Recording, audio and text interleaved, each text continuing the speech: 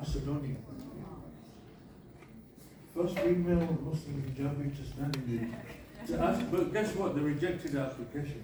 No, I didn't went further. You didn't go further. Yes. But look, without any further ado, I'll hand you over to the next chair and the next session. Thank you so much. A round of applause, please.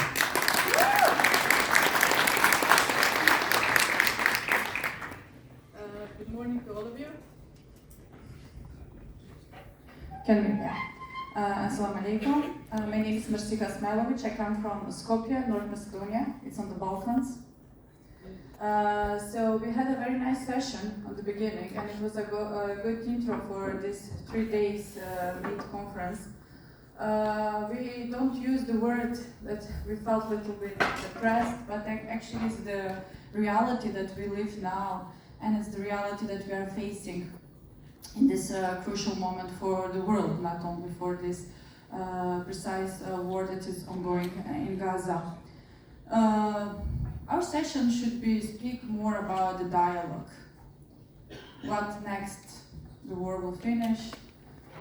I think that the first panelist, Amir, said that we will need 45 years to make Gaza to be inhabited for the people. But how many years we need for the people, for the students, for us to believe in a peaceful solution, to believe in a dialogue, to believe in the international community. I'm also a human rights activist and I'm a lawyer. I know how much efforts we put on the human rights. I know how much efforts the international community after the Second World War put on all this convention today that we have, the UN, the Security Council. Imagine Europe, how destroyed it was, the conflict, the war, the resurrection, the Holocaust, everything happened, and all this resolution came after all this. But now, after 70 years, do we still believe how much here we need to go back to the dialogue and to believe that there is a peaceful solution for any let's say, conflict? I don't speak now it's a war, and it's aggression, and it's occupation, it's according to the international law, it's aggression, it's apartheid, according to the Human Rights Watch. So, is the dialogue solution, or we are late when we speak about the dialogue? Does the world did enough when we speak about is it this war in Gaza now happened because there was not dialogue at all this last 7th year of the beginning of the occupation? Are we late, Leila? We will start with Leila, but first of all, I will want each of my panelists to introduce themselves so that we can learn how their names are pronounced correctly. I'm glad that this is an international conference and we are struggling to pronounce several names, so that means also it's a widespread communication and understanding. So we will start with Alen, and we will make this circle. Alen, Delic, I'm Imam from Sweden. I'm Leila Horani. I'm a writer and an arts and culture expert. I'm representing here the Palestine community in Haque at their request. My name is Aman. I'm from Bergen, currently working in Oslo as an imam. Hi everyone, Assalamu alaikum. I'm Aïssatou. I am a deputy mayor in one of the districts in Antwerp, a local politician, and I study diplomacy as well. Hopefully have my degree this year, my master's, and politically active. Thank you for your short intro. I appreciate it. So you will also, the session is that you will have 2 or 3 minutes for your intro, then we will try to, because it's a dialogue, we will try to have more questions from the audience, so you can also have more time to address the issue. So Leila, I'm starting with you, because from the first session, most of the words that we were listening, it was the cohesion, integration, also people who don't have trust anymore, I don't believe. So what's your opinion as a writer? You wrote, you speak a lot, you are very active in the field of cohesion and integration. What's your opinion about the first panel, and what you can add as additional value to these words? Thank you. I think it was a fantastic panel to set the ground for this conversation.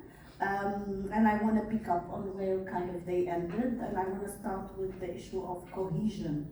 I want to stress some of the voices that were made in the panel. I think the issue of cohesion currently in a lot of contexts in Europe is being placed in relation to what's happening in Palestine and in Gaza and Israel around just Muslims and non-Muslims, as if the issue is only, as if the people who are hurt, in pain, in anger about what's happening are only the Muslims in the European societies. I don't think that's true. I think that's actually kind of not just, it doesn't do justice to our fellow citizens. I'm not a citizen yet, kind of, I'm recent in Norway, but I think most of us are European citizens in a way or another. And so our fellow citizens, whatever origin they are from, are equally hurt by what is happening. In Kristiansand, every Saturday we have stances for Gaza, and we are not only Muslims, we are not only Palestinians. In fact, increasingly we have many Norwegians with us. We see on the streets Norwegians in tears when we chant, stop the killing of children, let the children be educated, let the children eat, and so on. So I just want to stress this, that this cohesion, the question of cohesion that Europe and the whole world, but specifically the West, is facing, is not only the old question of cohesion between Muslims and not Muslims, between different ethnicities within Europe. Now it's a question between those who are calling for social justice, calling for a re-evaluation of the international systems, questioning the system, the whole system.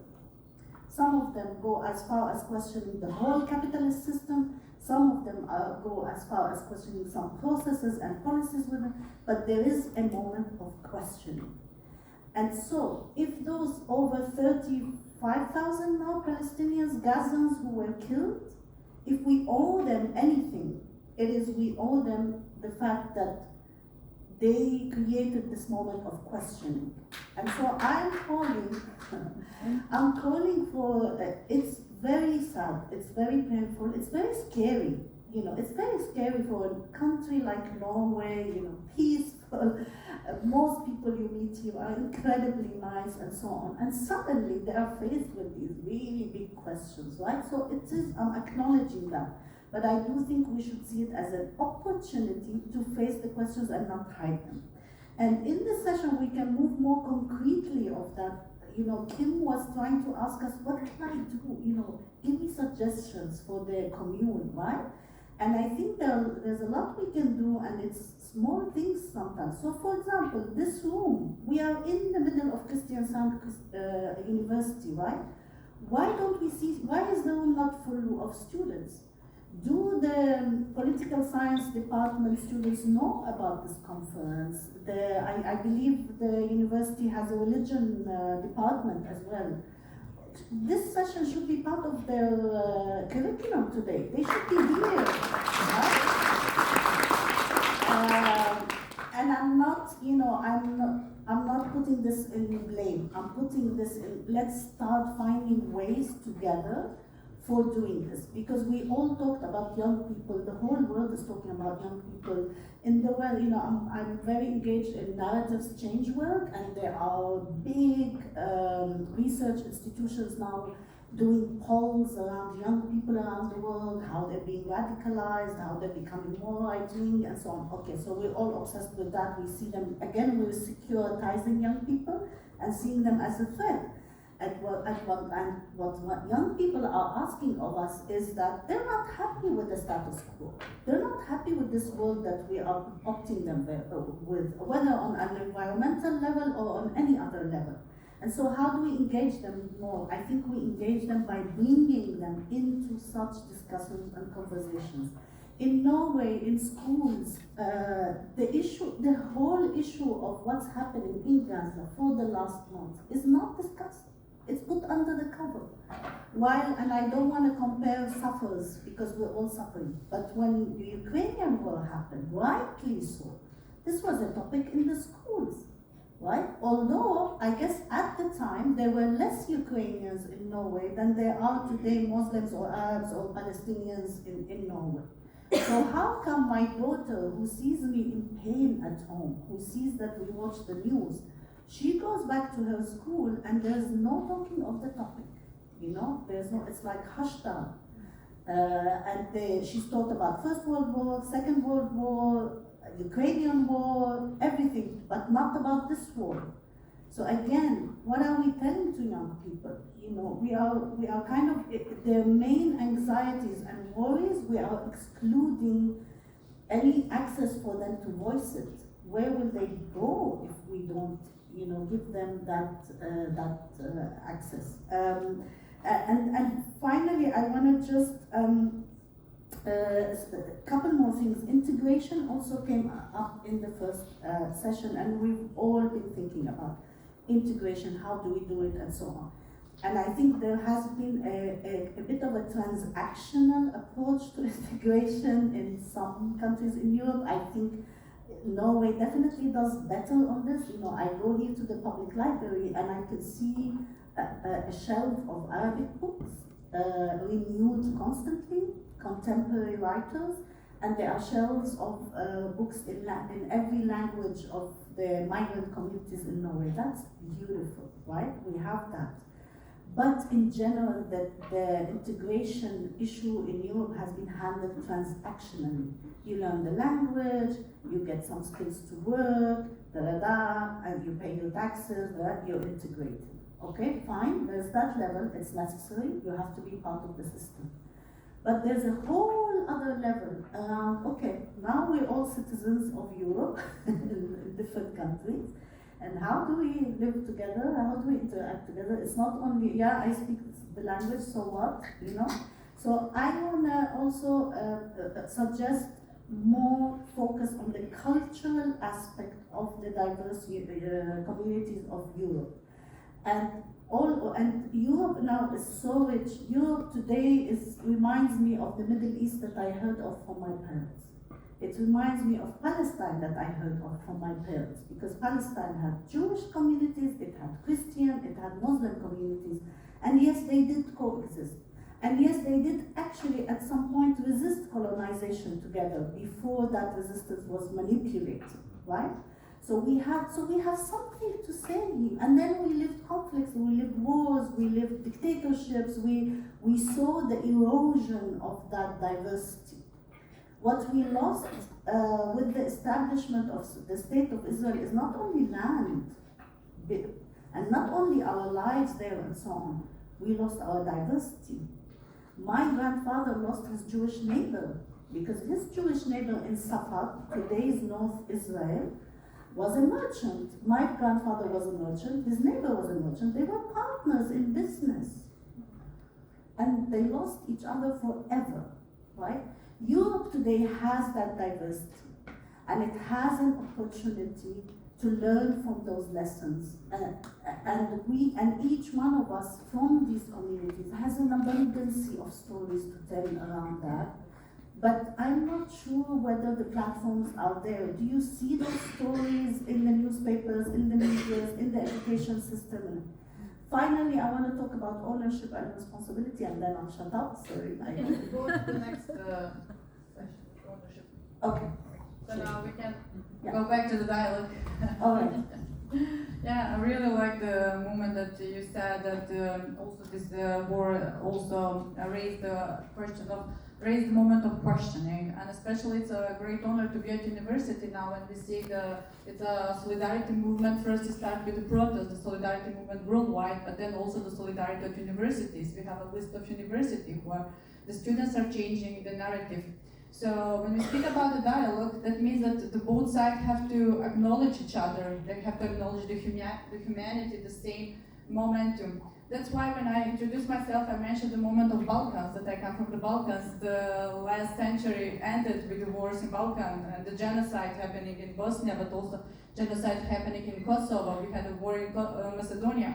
So is it dialogue possible if you don't feel the side next to you equal, human? You dehumanize the other side. So how we can continue with the dialogue? So I believe that the word dialogue, Alen used a lot in his work, so we can start with him. What about the dialogue? Can we see the dialogue now happening? I will answer that. I have an answer for her also. She said that students should be here. Maybe the Norwegian students, I was a bit afraid to go to a university. I see on the video what's happening with the students in USA in Colombia. So I expected maybe 300 or 400 Norwegian students outside the university to fight for the rights for free Palestine. So I don't see them outside, I don't see them here. So it's maybe time to think in new ways where to put the students. I have an experience for 2 days ago. I was watching the Swedish football final. It was between my city, Malmö, and a team from Stockholm. And they played to the penalties. The match ended 1-1. The first goal scorer was a brother, Taha Ali, from Somalia. He scored for Malmö. And the second goal scorer, he was also a Muslim. Dennis Hümet, I think his audience are from Turkey. So we have a situation there, Muslim are scoring goals now. Because Muslim, right now, in this situation, in this dialogue, in everything, are scoring goals, but sometimes our parts that we are having dialogue with, they are scoring own goals in the last minutes. We have a big issue today in Malmö. You know, it's Eurovision today, and they have booked Quran burning 3 o'clock after Juma. So I'm sitting here today, but my thoughts are in Malmö, and I'm afraid of the situation. We have a pro-Palestine demonstration 300 meters away from that, with 24,000 people. So only God knows how it will end. I think for dialogue is the most important thing, equality. That everybody has the same start. You know, something happened in Malmö that is really important. We have a foundation called Open Skåne. Their Malmö Muslim Network, together with the Jewish community and the Swedish church, are co-founder of that for social cohesion. One of the imams who works for the project between Muslims and Jews, he wrote a Facebook status, and he get fired the 8th October of that. And everything collapsed. 2 weeks ago, it was the first time that we officially met Muslims, Jews, and Christians in Malmö. And I took a picture from that meeting, put it on my Facebook profile. I get at least 10 different messages and calls from Muslims in Malmö to take it away. Because they explain, I asked why. They say, we see you are trying to get close, to have a dialogue, but the other part has done nothing. Instead, one of the congregations in Malmö called an IDF general to have a Zoom lecture for them. How's the situation going in their favor in Israel? So it's really tough. I think everything is made in China, except one thing. The only thing that is made in Palestine is something called bravery. And I think Muslim leaders or people that has right values and seeing things like it is, need to be brave to the end, not to give up. This is a really difficult situation for everybody. You know, for me, it's most important that we are the winner in the morale. We are seeing what's happening. We are on the right side. We are against genocide, against war. It's difficult for us who has experienced that from Bosnia to see what's happening in Gaza. So I think it's both parts need to do their part of the work, not only Muslims. Thank you, Alan, for the nice intro. I'd like to mention, when you mentioned about football, I know that you gained a lot of audience. You said the Muslims are scoring goals. They are leading with the football and the sports, which is very important. They will speak about the culture. But we now see a different generation of Muslims having goals in their political manner. So I have an honor to have the deputy mayor. So definitely we have winners in the many questions, so many issues. So I would like to ask you something that Kim asked, and I believe is still in the air. What the local municipalities, what are the local initiatives can help the dialogue back on the table? Can we see that the political parties, politicians are doing much? We heard Amir resign from his political. I don't want to hear more resign from the people who have the same values with all of us. How can we gain trust again in the political parties, political figures? What the locals can do more for this issue? Well, before I start, things I'm seeing, of course, for Gaza and Palestine, but I'm also talking about all other genocides in Sudan, in Congo, in Afghanistan, the Uyghurs, so all genocides and all things happening, that's what we talk about.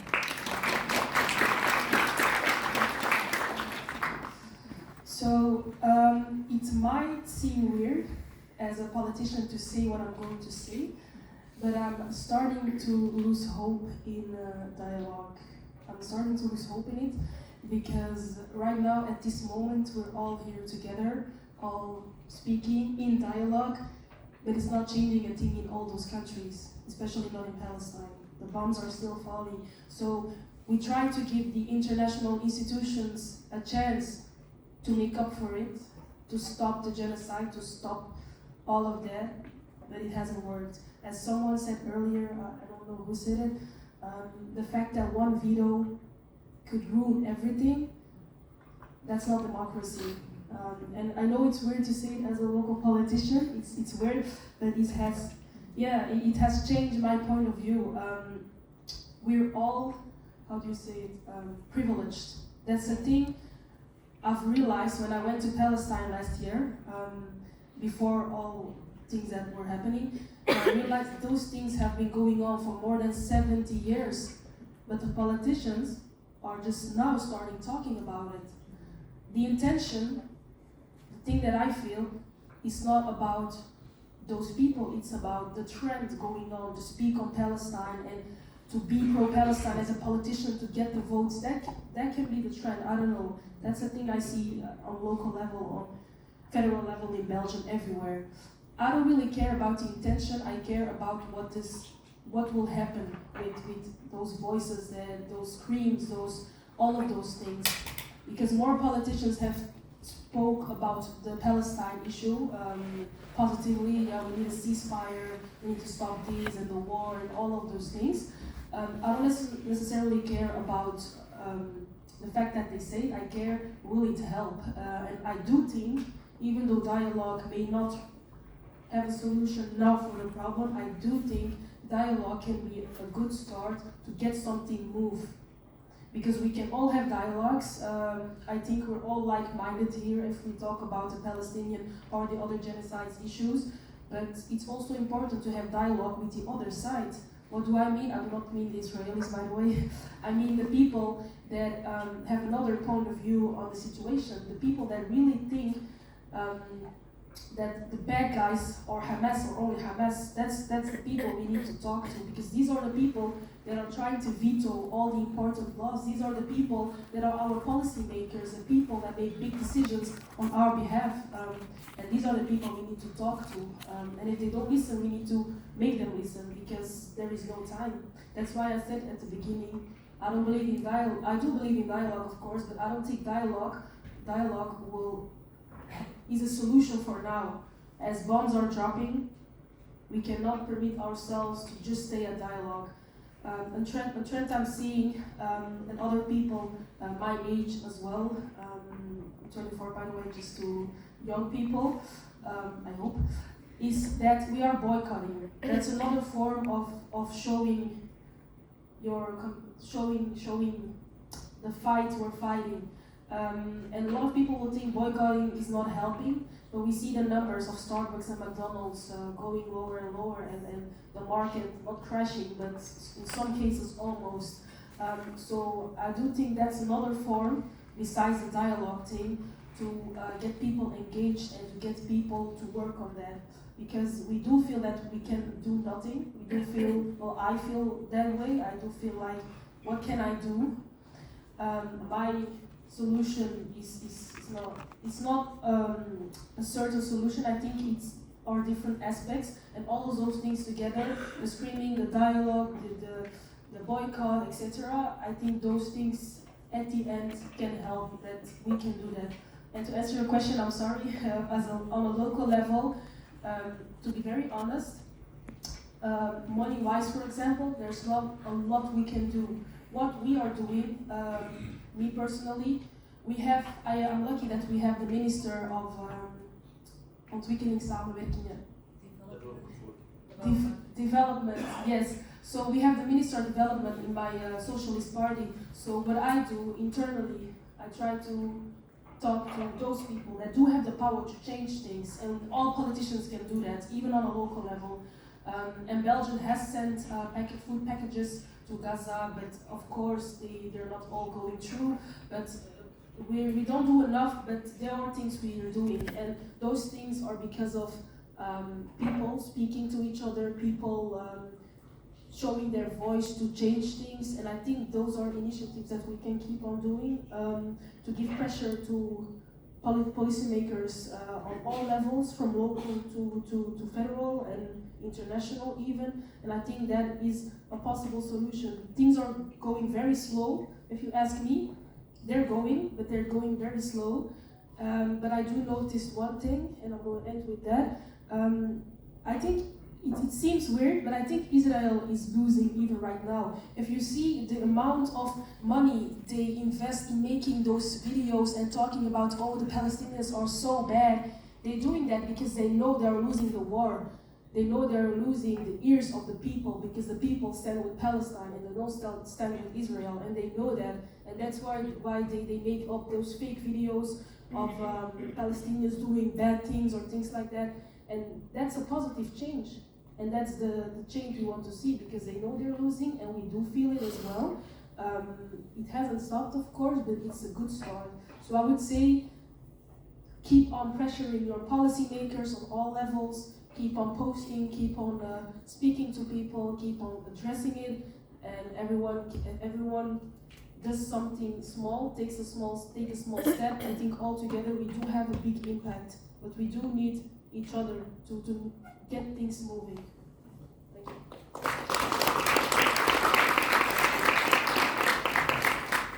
Thank you, Aïssatou, for the moment when you were speaking about that we have to stand and to know on what side of this moment today we are. Because we can speak about the dialogue among ourselves, but the dialogue in this ongoing war, it cannot be passed, it can go further without accountability, without clear stand of the International Criminal Court. And we shouldn't wait for the fast movement now, they will pronounce genocide, because also the victims in the war in Bosnia wait years and years to the court to say it was a genocide. Also, we have to wait, but also we don't have to lose hope or to lose our voices. We have to stand in the same side to ask accountability from the local to the further moment. But also with this war or crisis or the war happening worldwide, we see that in our local manner, in our local communities, in our local moment, we don't have the dialogue. So the war in Gaza make everything on service, but also that we are missing the dialogue. When I was speaking with Imam Mohammad before this moment, he said that what we need now is the dialogue among ourselves, in our communities, on the local, so that we can spread the dialogue on the further level. So Mohammad, you can continue the conversation with the others. So, as the other panelists mentioned, Continue. yes, I hope you can hear me. So as the others have mentioned, we need to not only have this conversation amongst ourselves, amongst Muslims in the mosques, or as we see today, we're very grateful that the Kristiansand municipality, they're supporting this initiative of having this conference where we are speaking about the atrocities that Israel has committed against Palestine. But we also need others to lead the conversation. So we can thank Kristiansand for taking this initiative, but I don't see this same type of initiative in Bergen, where I'm from, or in Oslo, where I'm working right now. The conversations tend to be very negative. That also the funding that we are seeing that is given, that Muslim organizations or organizations that want to speak about Muslims or minorities, they're receiving, the conversation tends to be negative. So it is very positive to see that Kristiansand is taking the right direction in empowering Muslims, in giving them the opportunity to raise their voice on this topic. But at the same time, we need other universities, we need other municipalities to also lead the conversation. That it should not just be that this is a Muslim matter or this is an Arab matter, that we are going to be speaking out against the atrocities Israel is committing, but we also need to see more politicians, we need to see institutions also speak about this. As Leila mentioned, that, and rightfully so, they spoke about the conflict between Ukraine and Russia, but we're not speaking about this in the schools, and we're not having this conversation also, a reminder for myself, with our co-workers or with our neighbors. So it's very positive to see that there are many Norwegians on the streets. They are leading protests, and there is awareness about the conflict.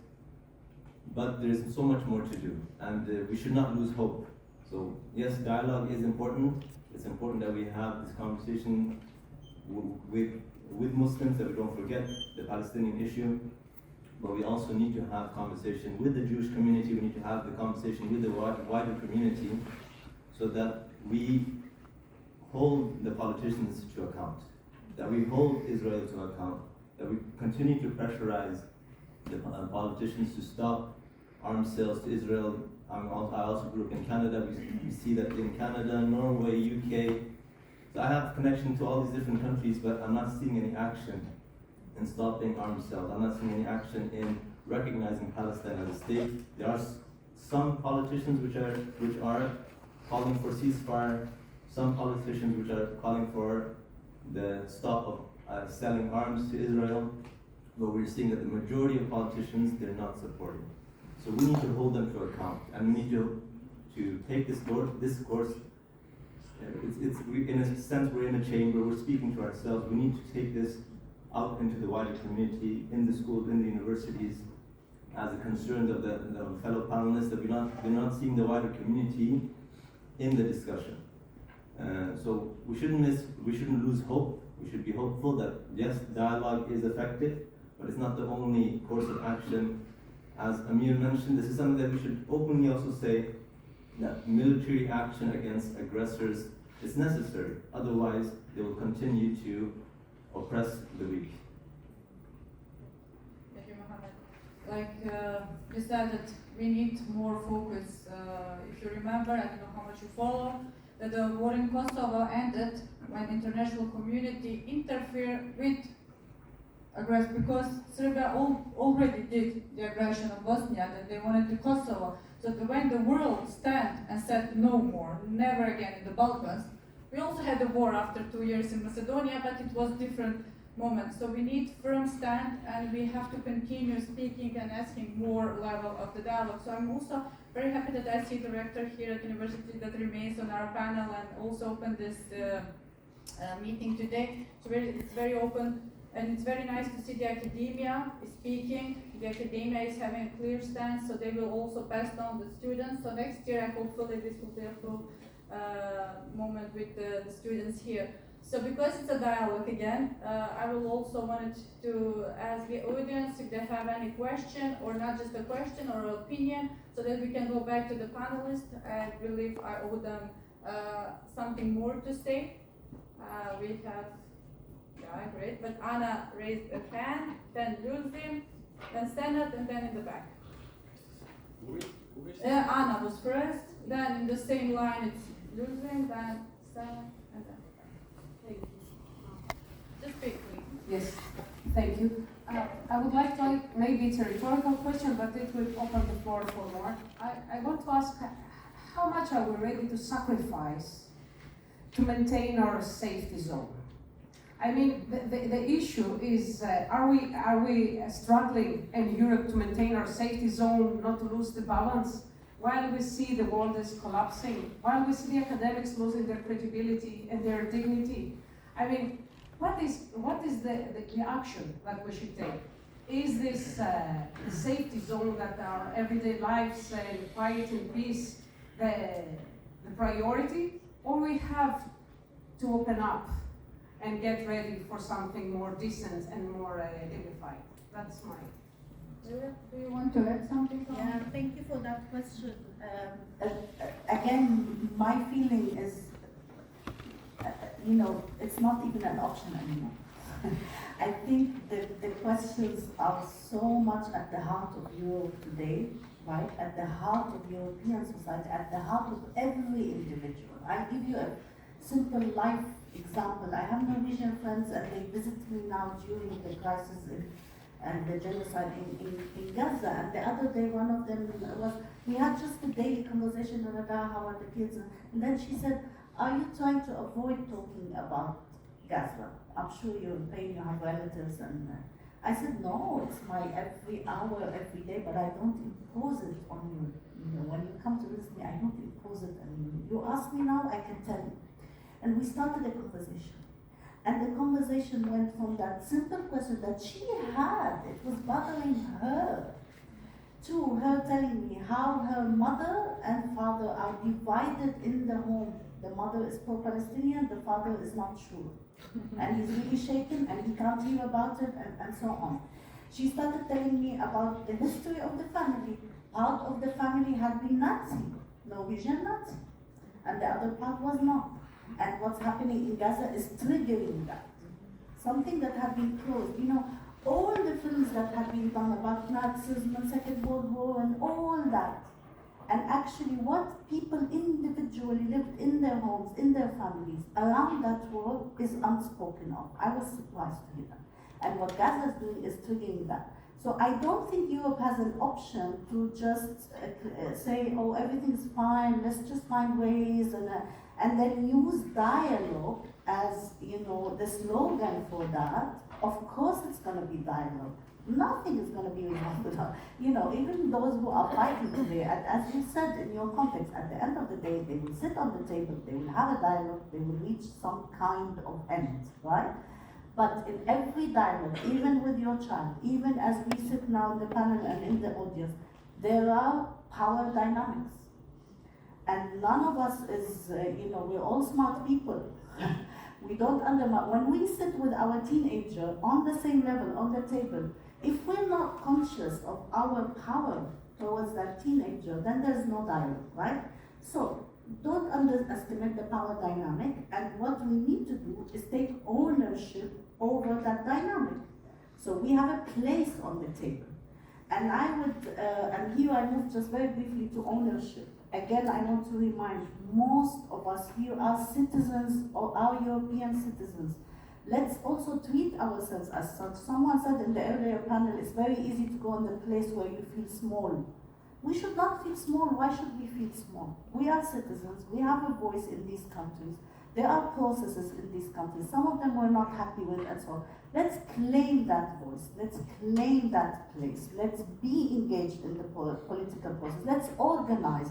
Let's get Europeans who are not of the same backgrounds that we are used to the idea that the deputy mayor can be of a different, of a non-white background. And let's normalize that. And I think that on the long term, that's what we really need to do in Europe. I'm talking now Europe. On the shorter term, you are very right. Again, it's about power, and you need to use powerful tools and reclaim those tools. Boycott has now been narrated as an aggression, as an aggressive tool. Boycott is at the heart of Western democracy. It's a peaceful tool. It has always been a peaceful tool. How are they convincing us now that peaceful is that boycott is an aggressive tool? It was used in South Africa. It was used in India against the British colonizers when the Indians boycott the South and so on. So so we need to reclaim those tools and challenge the narrative that is telling us that these are aggressive tools, and remind the West that these are your tools actually. You invented those tools to find peaceful ways for resistance. Thank you, Rila. Can you continue? I don't really have a question, it's just something I want to comment on.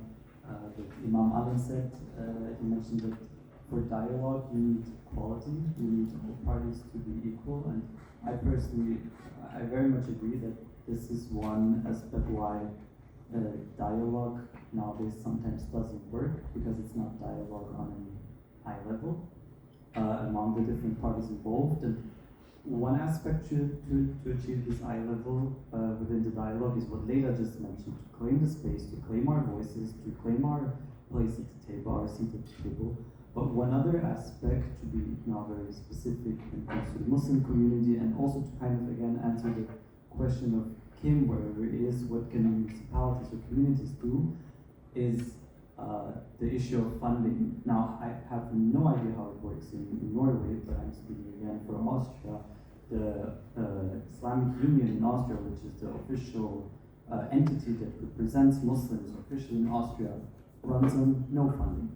It's almost entirely based on voluntary contributions by the Muslim community. So does my organization that I'm in, the Documentation Center of Islamophobia.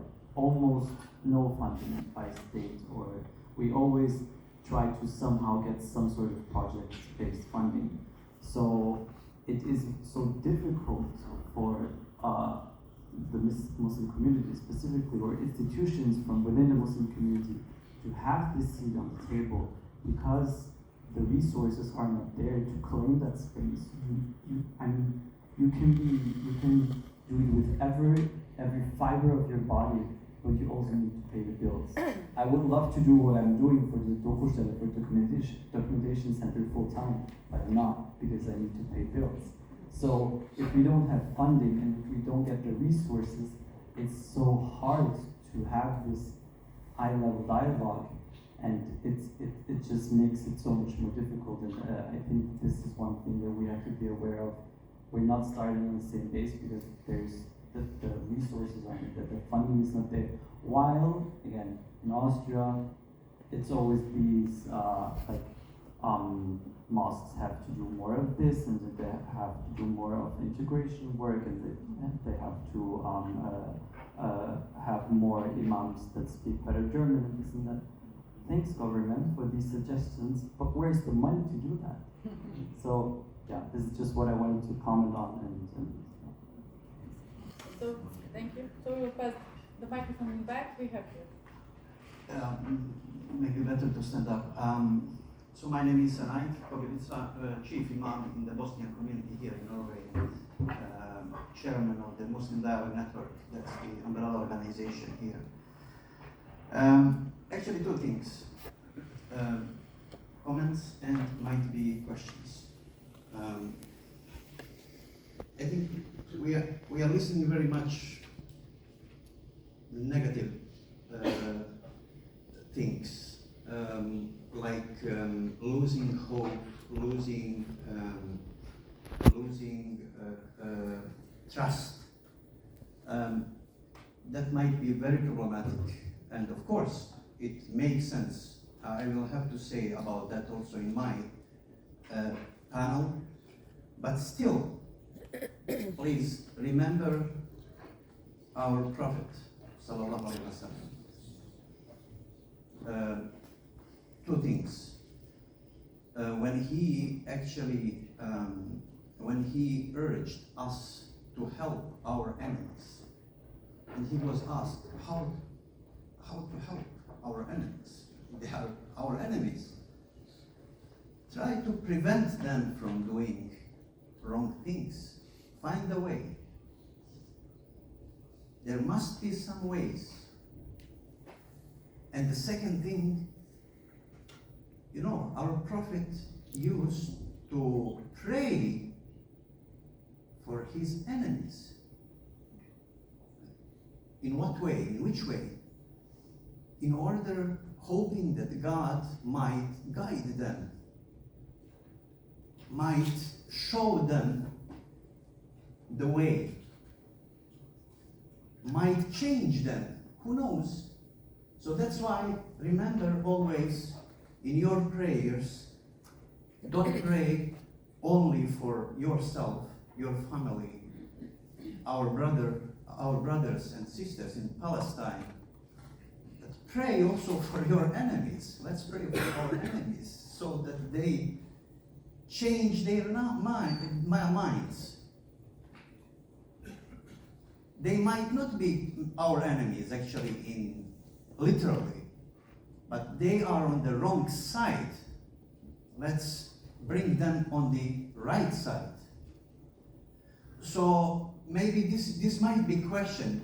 For example, Belgium, you as politician. I mean, what do you do in that direction? Are you trying to find partners in the political sphere that might change things? Because you have ruling politicians, but you have oppositions, and you have among ruling politicians a number of politicians, their fellow politicians, who might be good partners for us. Try to find those individuals and make changes. In the same way, we can do that in the religious sphere. So we have to be creative. I mean, not to give up. And the second thing, just I want I have to mention that our students in our universities were mentioned here in Norway. This might sound very paradoxical, but I think we have nothing to say to our students. They are wonderful, because our school children, our students, they are on the very right side from the very beginning. Sometimes they are too much on the right side. Too much, in what sense? That our politicians used to say, please be careful. We have our very tiny Jewish community here. We have to take care of them. In that sense, because the Norwegian people, especially young people, they really see injustice, apartheid, and they do everything they can to change, to show solidarity, and so on. So just to make sure that our young people in Norway are very much aware of what is going on, and I really have a great hope when it comes to them, actually, and also when it comes to the future. Thank you. Thank you so much. You will answer at the end because we are limiting with the time, and we have 2 questions. Actually, there's a lot of questions. Sorry that we have to end this session, but we have only 2 questions here, so you can answer to tonight's question with the wrap up at the end of this session. So, yeah, in the back.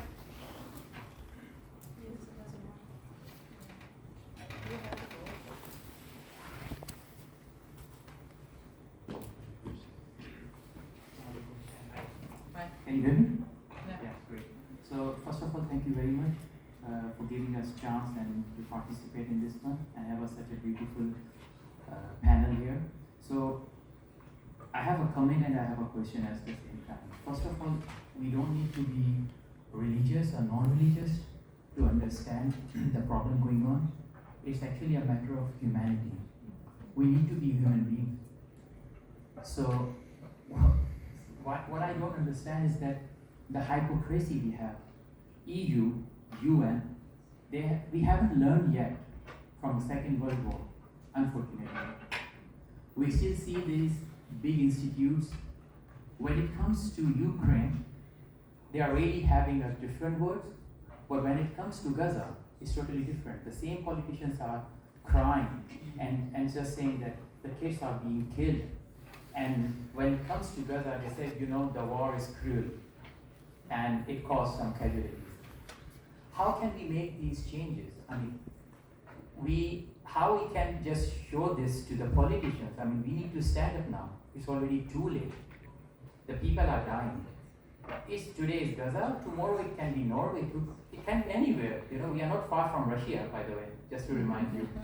So what we can do? We don't need to be white, brown. We are just human beings. So it's a question to everyone. What changes are we doing? Are we willing to give this kind of word to our children? Really?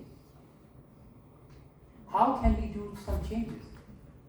Thank you. You will keep the answer for the last round of. Thank you. I think that many of the things that you said was very great. Like we really have to continue to have the dialogue with each other. But I have a comment for the minister that complained about the founding. Because my mother always said, be the change you want to see in the world. So, like I see it, you have like 2 ways to go here. You can either be the politician and be in charge of the money and funding, or you can influence the politicians. So, and I wish I saw more people that wants to have the dialogue in the political world. So so please just engage yourself. Yeah, thank you. Yeah, thank you. Yeah, it was a nice moment. Yeah, we have to do more and push more. So also I wish for you the last comment. You have only 1 minute to also address the issue and to say like. They had the issue, what we're going to do now, further, after this convention. A young miss came to my congregation in Copenhagen. She said, Imam, tomorrow I have the theory for the driver license. Can you do a prayer for me so I can pass it? I said to her, I will not do a prayer for you, and you will not pass it if you're not going to learn the theory for the driving license. So prayers in this situation are not helping us. The thing that we need to do is action, and the prayer after the action. So from the Sunnah we have an example when it was the battle on the bed. It will be funny if Muhammad went to the mosque and said, Abu Bakr, Umar, Osman, come to the mosque, we will do a prayer. No, they went to bed, they did everything, and in the last third of the night, Prophet went outside his tent and lifted his hand. Allah, we have done that, this up to us, help us. So I think this situation is first action through different scenarios that we can have, maybe dialogue, boycott, demonstrations, everything. First the politicians, and then in the end we will do a prayer for the humankind.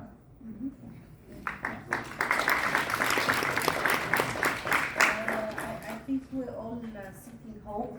There was a question of hope, how do you find hope? We've heard lots of quotes from Prophet Muhammad sallallahu alaihi wasallam.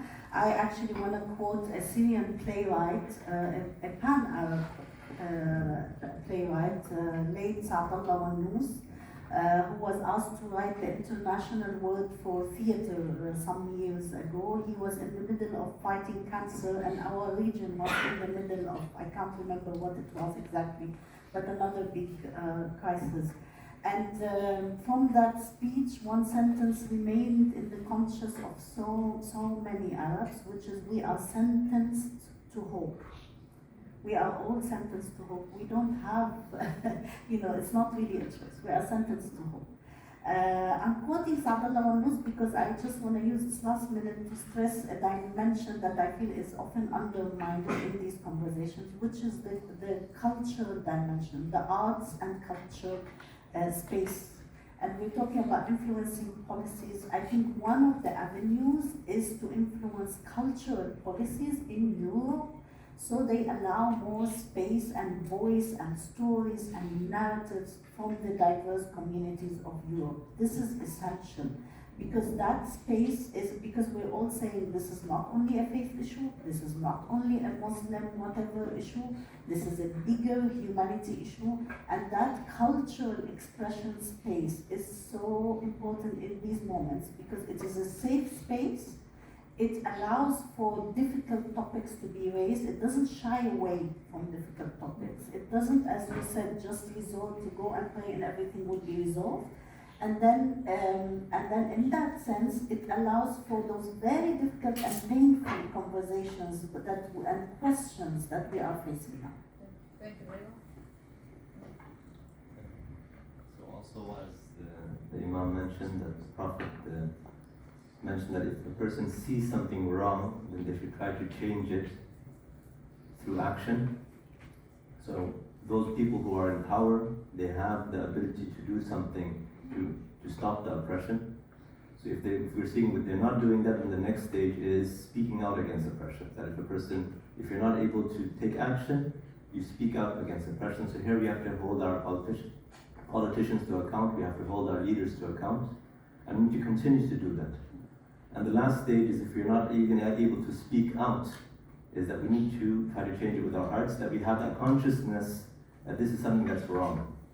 So here also we can do something that our fellow citizens, they need to be informed about what's happening, so that they are not impartial to the injustice, that's something that our responsibility that we all have, that we will live in a society who speak up against injustice.